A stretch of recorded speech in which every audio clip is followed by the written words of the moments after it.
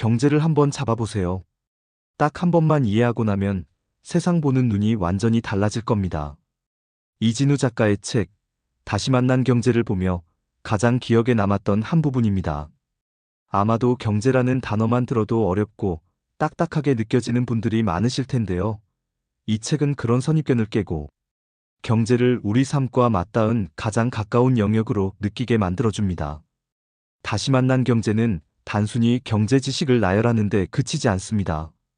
일상 속에서 우리가 느끼지만 언뜻 스쳐 지나가는 경제적 질문들을 다루며 친근하게 설명해주는 책이죠. 예를 들어, 왜 집값은 오르고 내리는지, 주식시장은 왜 그렇게 복잡해 보이는지, 우리는 왜 세금을 내야 하는지 같은 궁금증을 아주 쉽게 풀어줍니다. 이 책의 가장 큰 특징은 마치 옆에 앉아 친절하게 대화를 나누는 것처럼 이해하기 쉬운 말투로 이야기를 풀어간다는 점입니다. 저자는 경제 현상을 통해 우리가 사는 세상이 어떻게 움직이는지를 찬찬히 설명하며 단순히 지식으로 끝나지 않고 스스로 질문하게 만드는 통찰을 제공합니다. 이 책에서 전달하는 주요 메시지 중 하나는 경제는 결국 사람의 선택과 행동에서 비롯된다는 점입니다. 우리가 매일 내리는 소비나 투자 같은 작은 선택들이 어떻게 더 큰 경제적 흐름으로 연결되는지 깨닫게 됩니다. 또 한 가지 중요한 메시지는 숫자나 차트 뒤에는 항상 현실 속 우리의 삶, 그리고 감정이 있다는 것입니다. 무언가를 사고 팔고 가격이 오르고 내리는 단순한 과정조차도 그 뒤엔 무수히 많은 이야기가 존재한다는 것을 느끼게 해줍니다. 이 책은 단순히 경제 지식을 쌓는 데 그치는 것이 아니라 우리에게 현실적인 통찰을 제공합니다. 경제는 멀리 있는 학문의 영역이 아니라 매일의 생활과 밀접하게 연결되어 있다는 것을 알게 되죠. 예컨대 우리가 집을 사고 싶어 할 때, 혹은 주식에 투자할 때 단순히 기회를 좇는 것이 아니라 그 맥락을 제대로 파악하고 자신의 판단을 세우는 데 있어 어떤 자세가 필요한지 배울 수 있습니다. 더 나아가 우리가 살아가는 사회 구조와 그 속에서의 우리의 역할을 성찰할 수 있는 기회를 마련해 줍니다. 경제는 결국 인간의 이야기라는 아주 평범하지만 종종 잊고 사는 중요한 진리를 떠올리게 합니다. 책 소개합니다. 한번 알아두면 평생 써먹는 유용한 경제 지식이 한가득. 부자와 가난한 사람을 가르는 경제 지식은 뭘까? 돈을 모으는 방법과 돈을 불리는 방법은 전혀 다르다는 것. 모으는 것보다 불리는 게 더 중요한 세상이 된 까닭을 이해하고 절약은 부자가 되기 위해 꼭 필요하지만 저축으로는 부자가 될 수 없다는 모순적인 문장의 속뜻을 이해해야 한다. 그러기 위해서는 19세기 경제와는 전혀 다른, 그래서 과거의 이론을 적어놓은 고등학교 경제 교과서에서는 결코 배울 수 없는 21세기의 금융 중심 경제를 알아야 한다. 부자들은 꽤 알고 있지만 가난한 사람들은 죽을 때까지 모르기도 하는 게 그런 것이다. 이 책은 그 질문에 가장 부합하는 주제를 고르기 위해 오랜 시간을 할애했다. 어색하고 좀 생소한, 그러나 진실에 좀 더 가까운 경제 이야기를 지금부터 살펴보자. 작가 정보. 서울대학교를 졸업하고 서울경제신문을 거쳐 경제뉴스 전문 매체인 이데일리 기획취재팀장을 역임했으며 2010년 경제기자로서는 최초로 한국기자협회 경제보도부문 한국기자상을 받았다. 2011년 7월부터 MBC 라디오 손에 잡히는 경제를 맡아 햇수로 14년째 진행하고 있으며 2021년 10월에는 진행 10주년을 맞아 브론즈 마우스를 수상했다. 그는 타고난 경제 해설가다. 어려운 경제 개념을 생활 속사례를 이용해 쉽고 명쾌하게 풀어내는 것으로 정평이 나 있으며 덕분에 글과 말이 되는 기자로 명성을 얻었다. 주특기를 살려 유튜브 채널 3프로TV의 진행자 3인의 한 자리를 맡아 2프로, 비달비유의 달인의 별명을 얻었으며 안승찬 기자와 함께 언더스탠딩 채널을 만들어 100만 명의 구독자 달성을 앞두고 있다. 이외에도 방송 3사의 경제 프로그램 및 유튜브 채널에서 주요 경제 패널로 활약하고 있으며 앞으로도 대중의 눈높이에 맞춘 경제 해설에 힘쓸 예정이다. 저서로는 거꾸로 보는 경제학과 만화로 풀어낸 친절한 경제상식 3프로TV 김동완 프로와 공저한 작은 부자로 사는 법 이외에도 기획자로 참여한 어린이 경제만화 이진우 기자의 못 말리는 경제모험이 있다. 목차. 프롤로그. 파트 1. 돈의 속성 계속 늘어나고 늘어나야만 한다. 자꾸만 돈이 늘어나는 비밀. 3개의 수도꼭지. 첫 번째 수도꼭지 민간은행. 두 번째 수도꼭지 정부와 한국은행. 세 번째 수도꼭지 외국인. 서프라이징 투자 TIP. 돈의 양이 늘어나면 항상 돈의 가치는 떨어지는가? 돈이 늘지 않으면 최대의 피해자는 국민이다.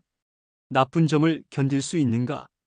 미국 인플레이션이 큰 문제가 되지 않는 이유.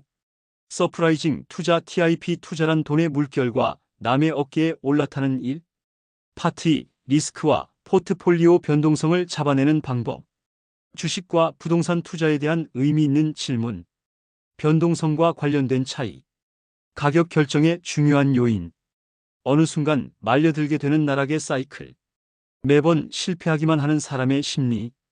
변동성이 큰 투자는 항상 나쁜 결과를 가져온다. 투자 수익률은 오로지 기다림에서 나온다.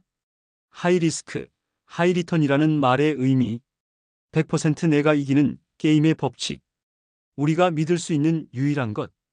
서프라이징 투자 팀 모건 하우젤의 가상 투자 게임. 파트 3. 환율, 금리, 채권 요동치는 돈의 세상. 채권과 금리에 대한 세상에서 가장 쉬운 설명. 현재 돈과 미래의 돈. 채권 가격과 시중 금리의 관계. 채권과 금리 관계로 살펴보는 경기에 대한 판단. 배고픈 철수는 왜 설거지까지 하려고 할까?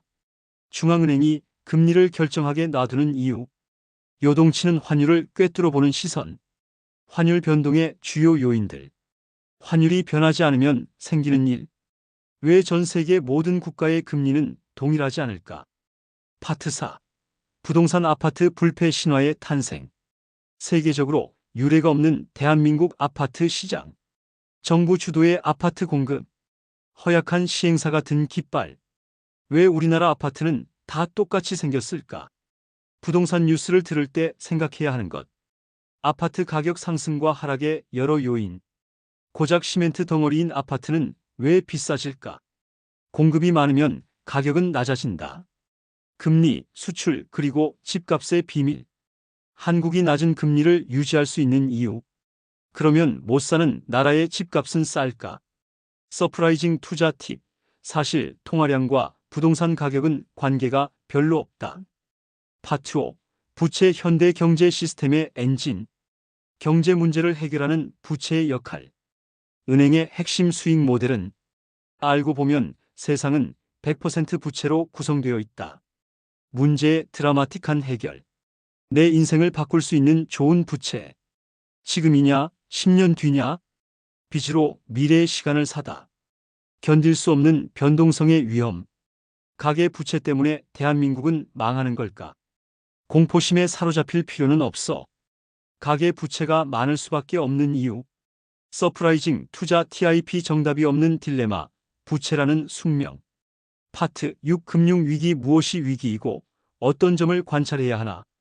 경제와 금융, 위기의 기준은 무엇일까? 은행이 의심받는 그 순간. 뉴스의 크기에 상관없는 위기의 시작. 은행이 처해 있는 의심받는 구조. 은행의 탄생. 지급 준비율과 자기자본 비율. 서프라이징 투자 팁. 은행과 대부업, 어디가 더 나쁠까? 미국과 한국의 사례에서 보는 금융위기의 전개 과정. 최초의 좋은 의도. IMF 환율이 만들어낸 외환위기. 서프라이징 투자 팁. 금융위기가 닥쳐올 때 보이는 신호들. 파트 7. 잘 사는 나라의 비밀라는 무엇을 할 것인가? 도대체 잘 사는 나라는 왜 잘 살게 된 것일까? 어떻게 해야 잘 사는 나라가 되는가? 단 하나의 정답은 없다. 제2의 대한민국이 쏟아질 수 있을까? 하필 중국이 개혁 개방을 늦게 해서. 영국에서 살펴보는 잘 사는 나라의 원인. 나무에 목숨 걸어야 했던 영국. 개량된 징기기관의 압도적인 효율성. 이자가 만들어낸 잘 사는 나라의 비결. 서프라이징 투자 팁. 불편한 환경의 극복 과정에서 이뤄지는 성취. 부자 나라의 비밀. 결국 다시 사람으로. 발전이 멈추고 성장의 한계가 있을 때. 사업할 의지와 인센티브. 서프라이징 투자 팁. 대한민국은 경제 발전을 지속할 수 있을까? 파트 8 게임의 본질과 선택의 역설 더 현명한 인생을 위해 거래라는 게임, 여기에 적용되는 의외의 법칙, 노점상의 높은 가격에 대한 괘씸함, 뷔페 음식에서 무엇을 먹어야 하나, 고객을 설득하면 되지 않을까? 서프라이징 투자 팁, 회사와의 소통에 적용되는 게임의 본질, 재테크에 내재한 게임의 법칙, 예상치 못했던 새로운 법칙, 계좌를 열어보지 않으면 얻게 되는 이득, 동전을 던져서 하는 선택이 제일 현명한 이유, 인생에서 좋아하는 일을 꼭 찾아야 하나, 최소한 49의 가치는 반드시 있다. 은행이 나에게 선택을 하라는 이유, 위험해 보이는 선택이 위험하지 않은 이유, 마을을 떠난 사람들의 소득, 파키스탄인이 인도인인 척하는 이유는 책 속으로 들어갑니다. 고등학교 경제 교과서 목차를 펼쳐보면 이런 내용들이 나온다. 생산과 소비 시장 경제의 특성, 수요, 공급과 가격, 국민 경제의 3요소, 무역의 필요성과 원리 세계 속의 대한민국. 아마도 고등학교 경제 교과서의 교육 목표가 책임 있는 민주시민 양성이므로 그럴 수도 있겠다 싶기는 하다. 그러나 어른이 된 우리 삶의 목표는 책임 있는 민주시민만은 아니지 않을까 하는 생각도 함께 든다. 우리의 욕망을 좀 더 솔직하게 마주해보자. 우리는 돈을 벌고 싶고 좋은 집과 좋은 차도 갖고 싶다.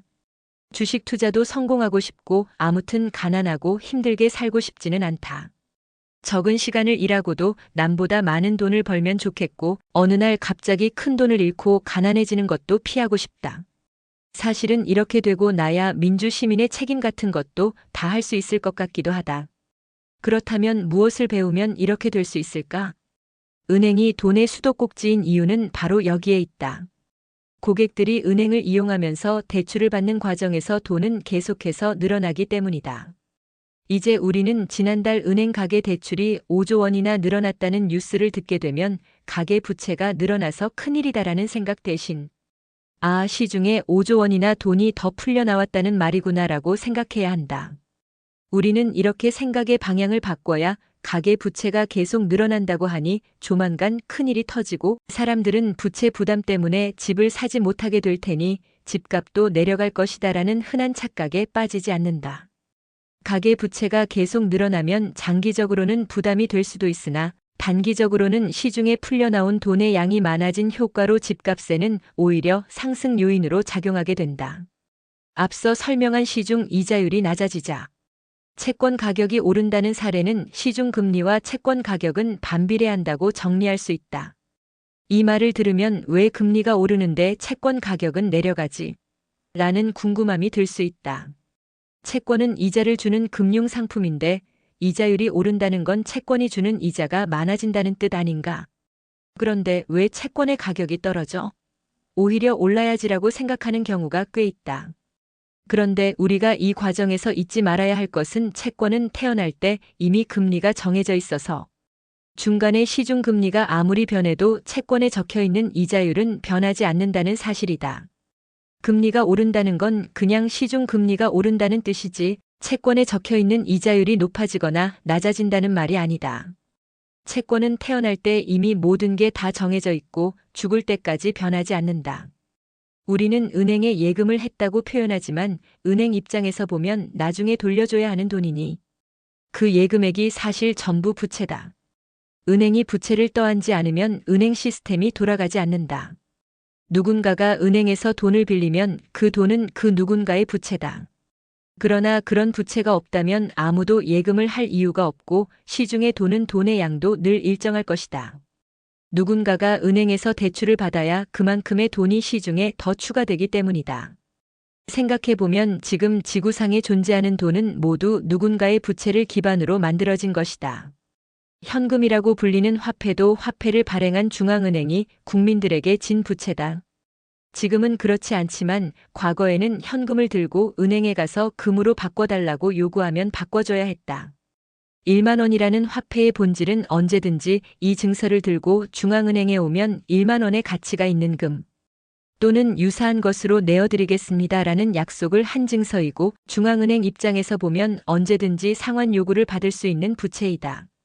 근본 위제가 끝난 이후에는 언제든지 이 증서로 세금을 낼 수 있게 보장해 드립니다. 납세가 의무인 시스템이 유지되는 한 이 증서의 가치는 영원합니다라고 부채의 담보물이 약간 바뀌었을 뿐이다. 그런데 이렇게 하다 보니 이제 돈이 바닥을 드러낸다. 생활비가 부족하게 되었지만 휘발유를 넣지 않거나 장을 보지 않을 수는 없으니 대출 이자를 못 갚는 상황이 벌어진 것이다. 그리고 이 사태는 조그만 소도시에서만 일어나는 일이 아니었다. 미국 전역의 휘발유 가격이 동일하게 오르다 보니 비슷한 일이 미국 전역에서 동시에 휘몰아쳤다. 그리고 드디어 우려했던 일이 벌어지고 말았다. 미국 전역에서 동시다발적으로 수백만 명이 서브프라임 모기지 대출 이자를 갚지 못하는 상황이 발생한 것이다. 이러한 대규모 연체 사태가 벌어지면서 비상등이 켜지고 말았다. 설마 수백만 명이 동시에 이자를 못 갚는 일이 벌어지겠어요? 라면서 판매한 파생 상품에 문제가 생기기 시작했다. 누가 이 파생 상품에 투자했는지 아무도 모르기 때문에 사람들은 서로를 의심하기 시작했고 서로를 의심하니 아무도 돈을 빌려주지 않게 됐다. 삽시간에 신용이 마비됐고 이런 상황이라면 아무리 튼튼한 회사도 부도가 날 수 있겠다는 생각이 들자 사람들은 은행을 의심하면서 너도 나도 자신의 현금을 인출하기 위해 은행으로 달려갔다. 이것이 바로 전 세계적으로 난리가 난 사건인 2008년 서브프라임 모기지 사태다. 우리가 선택이라는 행위 앞에서 갈등하고 힘들어하는 건 둘 중에 더 나은 것을 골라야 한다는 강박 때문이다. 그러나 선택이라는 게임의 본질은 더 좋은 걸 골라내는 게 아니다. 불확실성으로 가득한 환경에서 우리가 어떻게 늘 좋은 걸 골라낼 수 있겠는가? 결과적으로 더 나은 것이 선택되더라도 그건 행운의 결과일 뿐이다. 우리가 하는 선택이라는 게임의 본질은 최선의 선택을 하는 게 아니라 그 선택의 결과물이 나에게 최선의 결과가 되도록 사후에 노력하는 것이다. 그러니 선택할 때 우리가 해야 할 일은 제발 이 선택이 옳은 선택이 되게 해달라고 기도할 게 아니라 내가 선택할 때 혹시 빠뜨린 고려사항은 없는지를 살피는 것뿐이다. 그런 게 없다면 담담하게 선택하고 그 결과를 담담하게 받아들이는 게 선택이라는 게임을 잘하는 방법이다. 조물주가 세상을 만들 때 빛이 있으라고 외쳤듯 현대사회의 경제 시스템은 어느 날 갑자기 빚이 있으라고 외치면서 시작된 것이다. 인류가 수천 년 동안 거의 이뤄내지 못했던 경제 발전이 최근 수백 년 사이에 눈부시게 나타난 것은 이제 시중에 여유자금을 빌려다 쓰는 게 아니. 시중에 여유자금이 없더라도 내가 돈이 필요하면 은행에서 빌려 쓸 수 있는 게 가능해졌기 때문이다. 커피가 보약도 아니고 독약도 아니듯 부채도 그러하다. 차이가 있다면 커피는 없어도 세상은 잘 돌아가지만 부채는 그렇지 않다. 부채가 사라지는 순간 세상도 끝난다. 출판사 서평. 대한민국 최고의 경제 전문가. 이진우 기자가 들려주는 알기 쉬운 경제 이야기. 경제를 알면 안 보이던 세상의 흐름이 한눈에 보입니다. 돈의 속성과 흐름을 한눈에 살핀다. 돈이 흐름을 살피면 세상의 흐름도 보입니다. 고등학교 경제교과서 목차를 펼쳐보면 이런 내용들이 나온다. 생산과 소비, 시장 경제의 특성, 수요, 공급과 가격, 국민 경제의 3요소, 무역의 필요성과 원리 세계 속의 대한민국. 우리의 욕망을 좀 더 솔직하게 마주해보자. 우리는 돈을 벌고 싶고 좋은 집과 좋은 차도 갖고 싶다. 주식 투자도 성공하고 싶고 아무튼 가난하고 힘들게 살고 싶지는 않다. 적은 시간을 일하고도 남보다 많은 돈을 벌면 좋겠고 어느 날 갑자기 큰 돈을 잃고 가난해지는 것도 피하고 싶다. 그렇다면 무엇을 배우면 이렇게 될 수 있을까? 이 책도 비슷한 고민에서 출발했다. 경제를 잘 이해하는 부유한 국민의 양성을 목표로 하는 경제. 교과서가 담아야 할 것들은 무엇인지 하나씩 살펴보자. 파트 1. 돈의 속성 계속 늘어나고 늘어나야만 한다에서는 경제를 이해하는 첫 단계로 경제가 성장하기 위해서는 돈은 계속 늘어나야 한다는 사실에 대해 설명한다. 돈이 가진 속성은 끊임없이 늘어나고 늘어나지 않으면 경제가 유지되지 않는다는 진리를 들여다본다. 파트 2. 리스크와 포트폴리오 변동성을 잡아내는 방법에서는 때로는 수익의 원천이기도 하고 때로는 손실의 원천이 되기도 하는 변동성에 대해 알아본다. 주식과 부동산 투자를 통해 어떻게 변동성을 컨트롤하고 투자해야 하는지 살펴본다. 파트 3. 환율, 금리, 채권 요동치는 돈의 세상에서는 돈은 왜 움직이며 어떤 방향으로 움직이는지 알아본다. 현재의 돈과 미래의 돈을 교환하는 채권, 현재의 돈과 미래의 돈을 교환할 때 적용되는 교환 비율인 금리, 우리나라 돈과 외국 돈의 교환 비율인 환율을 통해 어떤 기준과 생각으로 돈을 교환하고 거래하는지 알아본다. 파트 4. 부동산 아파트 불패 신화의 탄생에서는 왜 우리나라 집값은 계속 오르기만 하는지 해결할 방법은 없는지에 대해 생각해본다. 우리나라의 집값의 특징은 세계와 무엇이 다른지, 왜 비쌀 수밖에 없는지, 집값이 오를 수밖에 없는 이유에 대해 알아본다. 파트 5. 부채 현대 경제 시스템의 엔진에서는 빚이라는 존재의 실체에 대해 진짜 얼굴을 들여다본다. 경제가 활발히 돌아가려면 누군가가 끊임없이 대출을 받아서 사회에 필요한 돈의 유동성을 계속 공급해줘야 한다. 빚을 현명하게 이용하는 방법을 살펴본다. 파트 6. 금융위기 무엇이 위기이고 어떤 점을 관찰해야 하나? 에서는 경제위기, 금융위기란 무엇인지 그리고 어떤 과정으로 발생하는지에 대해 알아본다. 더불어 진짜 위기와 가짜 위기를 구분하기 위해서는 금융위기의 본질에 대해 살펴보고 비슷한 상황을 마주했을 때 탈출이냐 아니냐를 빨리 판단할 수 있는 방법을 탐구한다. 파트 7. 잘 사는 나라의 비밀, 나는 무엇을 할 것인가? 에서는 어떻게 해야 잘 사는 나라가 되는가? 에 대해 영국의 사례를 통해 살펴본다.